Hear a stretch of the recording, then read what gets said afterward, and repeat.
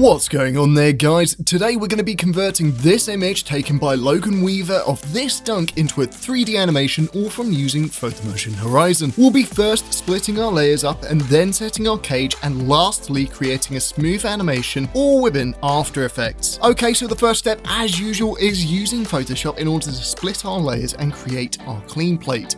So let's get to it. So we already have Weaver's photo in Photoshop, and what we're going to do first is just create a duplicate from this background layer so we have a copy that we can actually work on. The next step is just creating a mask of this player here using the quick selection tool. We'll be creating a very basic, simple layer from this guy, and don't worry about being too precise with the selection tool, as we'll be perfecting this in a second. Next, go to the select and mask button at the very top, just over here. Okay, what we'll need to do here is just create a finer mask of this guy and really hone in our edges. Quick selection tool is a great tool, although it's very rough. So just like content aware, we will need to do some adjustments. So just try using the brush tool on the side panel to get as close as possible with the edges, and then use the refine edge tool for the more difficult things like, say for example, hair. Okay, so once we're happy with this, let's just go to output 2 just over here and then click on the drop down selecting new layer with mask. Okay, so with that done, we can now see that this guy is within a new layer. However, there's a duplicate underneath in a separate layer, and what we'll need to do is remove that duplicate in order to have a really decent clean plate. First, let's get back our selection by holding Control and then clicking on this mask. We'll then need to disable this top layer and then enable the bottom layer here. We'll then expand our selection. We don't want content aware to lock onto our outline of this guy, and then we'll right click on the mask, ensuring that you have the selection tool selected, and then click on this fill. Okay, then with that done, just copy the settings we have over here, and we're going to be using content aware as said before, just to get the result that we have here. Looks pretty good, although we are picking up a few distortions here, but because of the way that we're going to be animating and the fact that our background is out of focus,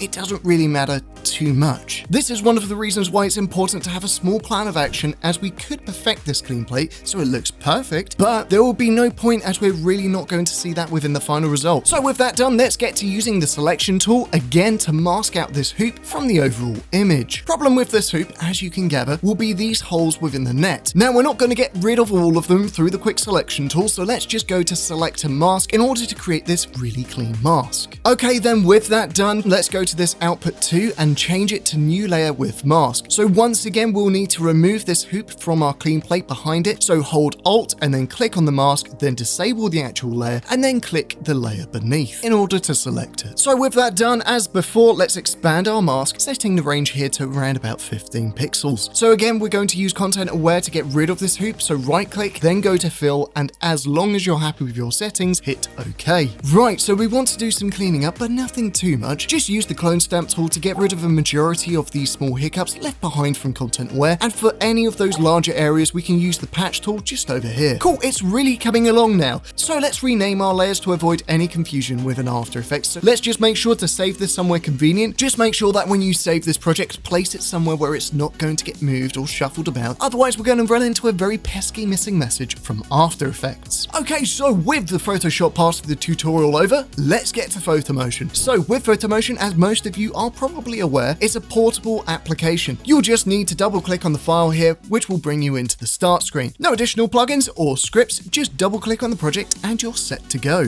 Okay, so in order to import our picture, what we're going to do is we're just going to go to the desktop where we saved our Photoshop file, drag and drop it into our After Effects project, and then where it says import kind, just make sure it's set to composition. We really don't want all of these layers to merge back together. Since it is a viewport based application, most of our work within Photomotion is done within the viewport, of course, and the effect controls panel. So with that being said, just click on this Start Horizon button over here, and that will bring us into the main dashboard. What we'll be doing here is just clicking on this Add Photo button over here, and then we'll drag our clean plate into this composition. We'll then parent it to this layer above whilst holding Shift. This part is important, and that will become evident in the other layers, and then we'll scale and position it using the layer above, not the base Photoshop layer, and that's because we can copy these attributes from the layer above across the whole entire project, saving us quite a lot of time and energy. Okay, back in the dashboard, we have this controller which morphs our 3D cage. What in essence this is a 3D representation of our scene, and while our image is fairly straightforward, with others you may have to add some rotation to some of these panels here. In any case, with our cage set up, let's get to sorting out our aspect ratio and export resolution nice and early within our project. We can do do this by just going over to the resolution button on the main dashboard and then navigating over to effect controls and changing this aspect ratio to portrait. We can also change this export resolution here by changing this 1080p into 4K. Quick disclaimer, by doing so you won't actually change your preview resolution on the main viewport, so you won't see any project slow down if you change this option, which is pretty neat. Okay, so with all of that said and done, let's get to layer 2 and import our first layer, this guy here, and parent it to the layer above whilst holding shift, and that will scale it accordingly. So we can also do the same here with the hoop, bring it into the project and then scale it just by parenting it to the top layer whilst holding shift, which will copy these attributes that we gave to the background just earlier. So even though we've done that, we're still actually not limited in terms of moving these layers independently within the project. We don't need to go back to Photoshop, of course, to do this. Just select the actual base Photoshop layer and then move the positioning. Don't do this to the layer at the very top where we've been parenting to, otherwise that's going to move the whole entire project, which of course we don't exactly want. So back in the main dashboard now, we can see that our layers here have fitting quite nicely. Because we don't see this guy's feet, we really don't need to pin him in position or have him locked into place. In saying that, let's get to importing our next layer, and we can do that by just clicking on this layer 4, import, and finally we have this countdown clock over here on our desktop, which we want to use for our main animation. Ticks down from 3 seconds to none, which is pretty neat. So just a quick case in point, you're really not limited in terms of still layers. We'll just drag it in here, and since it's not part of our overall Photoshop project, just scale and position it manually using the actual layer attributes itself. Back at the main dashboard, we'll just move into the animation part of this tutorial by going to this animate button, and then within effect controls, we'll tick this checkbox, show controls animation. Next, we'll just change our frame count to time by going down here to these units and then holding control, then clicking on the numbers. Then we'll make sure that our time head is at the 5 seconds point and then mark out in order to have a clearer vision of what our timeline is. So with our playhead at the right spot, let's get to creating our animation by clicking on this magnifying glass on our main controller and adding some zoom here. We'll then move our controller into position and then add some vertical movement by clicking on this icon over here at the bottom of the controller and adding some upwards movement by dragging this slider up. Okay, so with that done, let's get to moving our controller further and then adding some movement to the right. We'll also set the multiplier to around about 30. So if we click on the left side of the controller, we can also add in some tilt too and change that tilt intensity by just changing the multiplier. Okay, so on to the next part of this tutorial, setting up this dunking movement. What we want to do is just give this guy some extra bit of movement during our animation, giving this scene a little bit of life. Okay, so let's get started with that by just jumping into layer 1 where we put the player and the hoop. First, let's just make some adjustments to our hoop here so it's in the left top hand corner of the screen and therefore a little bit out of our main animation. We'll then bring our time head to the 5 seconds point and mark out. So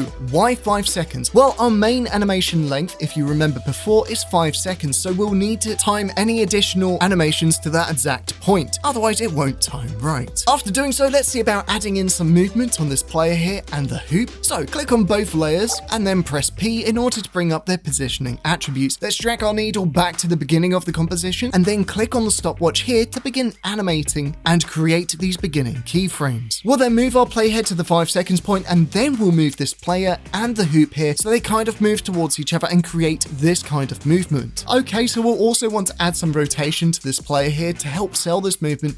Only the player's layer selected, hit R to bring up the rotational values, and then bring your needle back to the beginning of this composition. Then click on the stopwatch to create this keyframe here, and then drag your needle back to the 5 seconds point, and let's create some rotation so it kind of looks a little bit more better. Cool, so this is coming together really nicely, but we'll need to change all of these keyframes over to easing, so select all of the keyframes and then hit F9 on your keyboard, and that will convert these linear ones to these easing ones, which creates a far smoother movement.